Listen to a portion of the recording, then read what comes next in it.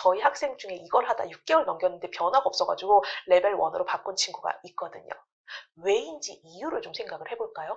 이 두 방식의 차이는 소리 카피라는 것을 어떤 감각 기관을 사용해서 할 것인가, 이게 가장 큰 차이예요. CC 단계 때 입으로 할 건지 AB 단계 때 귀로 할 건지의 차이인데, 이 차이를 갈라주는 것은 바로 BC 단계 문자에 개입을 했는지 안 했는지가 가장 중요한 차이거든요. 드라마 학습법은 AB 카피의 시간을 충분히 가지다 보니까 거의 완성형으로 문장을 소리낼 수 있는 상태가 되고, 그 다음에 문자를 써요. 즉 카피 중에는 문자가 관여하지 못하게 최대한 막아요. 그러면 훨씬 더 쉽게 카피가 돼요. 문자 개입 시간이 적을수록 소리에 집중을 해요. 방해되는 요소가 없거든요. 이게 무슨 얘기냐면, 문자 개입을 먼저 하게 되면요, 자연스럽게 모국어 기반으로 생각해서 출발점을 모국어로 잡아버린다는 거예요. 내가 그걸 의식하지 않아도. 예를 들어서 내가 배우는 외국어에서, 우리 예전에 월 이거 했던 거 기억나시나요? 내가 배우는 외국어에 월 이라는 소리가 있다고 생각을 해볼게요. 월 이 소리가 있어요. 그거를 월 정도로 흉내내고, 괜찮은데? 심지어 나 이거 글씨로도 쓸 수 있을 것 같은데? 에서 멈춰버리는 거예요. 만약 이걸 교정하고 싶다고 리딩, 그러니까 CC 단계 때 교정을 하려고 하면은, 나는 지금 월까지는 소리를 내고 있죠. 이걸 내가 야옹이라고 하진 않으니까 내 딴엔 70% 정도는 비슷하지 않나? 라고 착각하는 거예요. 월까지는 왔어. 이걸 어떻게 조금 더 변형을 하면 될 것 같은데? 라고 내가 알고 있는 월, 이걸 출발 지점으로 삼으려고 한다는 거죠.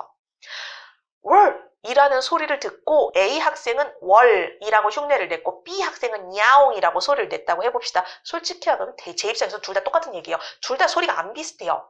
근데 마인드가 달라질 거예요.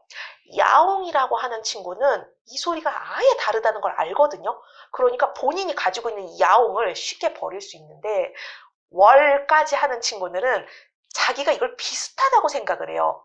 그래서 이걸 못 버려요. 이 정도만 해도 되지 않는가? 혹은 여기서 어떻게 바꾸면 되지 않을까? 이런 식으로 생각을 해버린다는 거예요. 이 친구는 옆에 있는 애를 야, 야옹이 뭐니? 내가 훨씬 발음이 좋네. 월. 여기서 멈춰버리면 진짜 큰일 나는 거죠. 소리의 다름이라는 걸 야옹이라고 하는 학생이 더 쉽게 인지한다는 거예요. 제가 백지 상태의 학생들이 훨씬 더 소리에 오픈되어 있다고 이야기를 했죠. 그게 야옹이라고 하는 친구들이 백지 상태인 거예요. 월과 야옹의 차이도 아예 모르는 친구들. 훨씬 빠르게 소리에 적응이 됩니다. 이 소리와 이 소리의 디테일 차이를 느끼게 된다는 거예요. 문자 지식이 많은 학생들은 외국어 학습 기간이 길어지다 보면 어떤 방향으로 가냐면요, 나의 월, 이걸 좀 더 그럴듯하게 발음하는 방법을 고민하려고 해요. 그 해답을 발음으로 해결을 풀려고 하다 보니까 귀가 아니라 입으로 찾으려고 하는 거죠.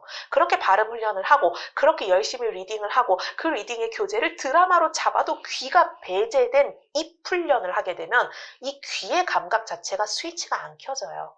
물론 그 중에는 감각이 좀 좋아서 입 훈련을 하면서도 귀를 스스로 끌고 오는 친구들도 있는데, 애초에 그 정도로 감각이 좋으면은 처음부터 그냥 귀를 끌고 오는 게 훨씬 빠르지 않나요? 전 그 정도로 감각이 좋으신 분들은 처음부터 문자 개입시키지 않아도 그렇게 어렵지 않은데 이거 듣고 그냥 카피할 수 있는데 이게 돼요. 그 정도로 감각이 좋으신 분들은 훨씬 빠를 거고요. 넓은 의미로 보면 이제 이건 소리적인 부분이 아니라 문자적인 표현적인 부분에서도 한국어로 이해할 수 없는 표현들 많잖아요. 외국어 공부하다 보면은. 그럼 머릿속에 하얘질 때 이거랑 똑같은 거예요. 한국어로 이거 뭐라 그래? 한국어로 이 표현 해당 언어로 뭐라고 해요? 한국어에서 출발을 해서 이해하려고 하면 한계가 빨리 온다 그러죠. 한국어 버리세요라는 말 들어본 적 있죠? 선생님들은 한국어 버리세요. 한국적인 소리 버리세요. 한국어 발음 버리세요. 우리 학생들이 이걸 어떻게 버리게 할 것인가를 열심히 연구하고 고민하는 역할이 선생님의 역할이에요. 저는 소리 부분에서 이걸 버릴 수만 있으면 그 다음이 엄청 수월하다는 걸 경험상 알고 있기 때문에 그냥 차라리 처음 좀 고생합시다. 나중에 엄청 편하거든요. 이렇게 주장을 하고 있는 거예요. 이렇게 되면 A, B로 이미 소리가 정돈이 되어 있을 거예요. 왜냐하면 귀를 사용해서 소리 강화를 했고, 내가 조금 이상한 한국적인 소리를 내는 순간 방금 이상했는데? 라고 본인이 알아요. 그리고 본인이 빠르게 정리를 해요. 소리가 다른데? 이것만 느낄 수 있으면 그 다음은 저 소리 어떻게 내는 거지? 이걸 백지 상태에서 시작을 하면 너무 쉽거든요. 다른데 뭘 어떻게 내야 될지 모르겠어요 라고 한다면 내가 가지고 있는 한국어에 있는 가장 유사한 소리를 여러 번 계속 내고 있을지도 몰라요. 만약에 여러분이 이 상태라면 드라마 잠시 끄고 MP3 단계, 베이스 단계부터 밟아보시길 강력 추천합니다. 만약에 지금 현재 나의 상태가 그냥 실력이 없는 건지 정말로 귀에 감각이 안 켜져서 문자가 방해를 하고 있는지 애초부터 그걸 아예 모르겠다라고 하신다면 정말 어이없이 쉬운 것부터 카피해보세요. 여러분의 학습하시는 언어에 뭐 숫자 같은 거 있잖아요. 1, 2, 3, 4, 5, 6, 7, 8, 9, 10. 뭐 이진 이상용, 뭐 이열선스 이런 거 있잖아요. 원투 쓰리 뭐 이런 거 있잖아요. 목적은 그런 뜻하게 발음하는 게 아니라 카피라는 것만 의식하면서요. 자, 레벨 1 학습에 또 다른 단점이 하나 더 있어요. 감각이라는 걸 사용을 해야 되잖아요. 당연하죠. A, B는 감각의 시간이에요. 감각의 모드를 애초부터 못 켜고 머리로 이해해서 문장을 만들려고 하는 습관이 너무 오래 가지고 있는 사람들은 진입 자체를 못해요. 즉, 뜻을 모르면 아예 소리조차 카피를 못하는 사람. 글자로 표현이 불가능해 보이면 소리는 카피를 아예 못하는 몇몇 분들이 있어요. 이분들은 본인들 지금 착각하는 거예요. 할 수 있어요. 만약에 여러분이 울 같은 걸 흉내를 냈다? 그럼 할 수 있는 사람들인 거예요. 울 이거 한국어에 없잖아요. 영어에 없죠, 이 소리. 일본어도 없죠.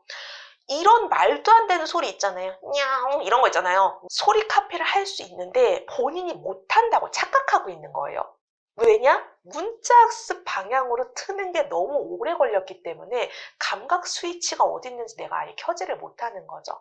이런 분들은 입구에서 좀 서성이다가 끝나버릴 수도 있어요. 그리고 이런 분들은 자주 하는 대사가 안 들려요. 너무 빨라요. 너무 길어요. 이 말 자주 하신다면 이 케이스일 가능성이 굉장히 높아요. 유형 자체가 이런 분들은 스위치만 켜면 진짜 빨리 끝나거든요. 근데 이 스위치 찾는 데 시간이 오래 걸릴 거예요. 감각의 스위치를 켜는 방법. 본인이 이쪽 유형인지 확인하는 방법은 굉장히 쉬워요. 드라마 하나를 자막 없이 영상 없이 소리만으로 카피를 해보세요. 되든 안 되든 죽이 되든 밥이 되든 카피를 해보세요. 소리를 소리로 인식하지 못하고 내용을 듣고 추리하고 있는데 내가 지금 이 문장은 뭔지 몰랐는데 다음 대사 들으니까 아까 그 말한 거구나를 뒤늦게 알았다. 분명 모르는 소리였는데 자막 켜고 영상 보면 뭔 말인지 다 알겠다 하면 이쪽일 거예요. 이거는 빠르게 감각을 좀 켜주셔야 될 겁니다. 감각을 켜실 거면 드라마를 하면 안 돼요. MP3부터 시작하셔야 될 거예요. 자, 여기까지. 그럼 마지막 궁금증 하나 남으셨을 겁니다. 레벨 1하고 레벨 2는 뭐가 다르지? 둘 다 영상 없이 자막 없이 대본을 적는다는데 이 차이가 과연 무엇인지.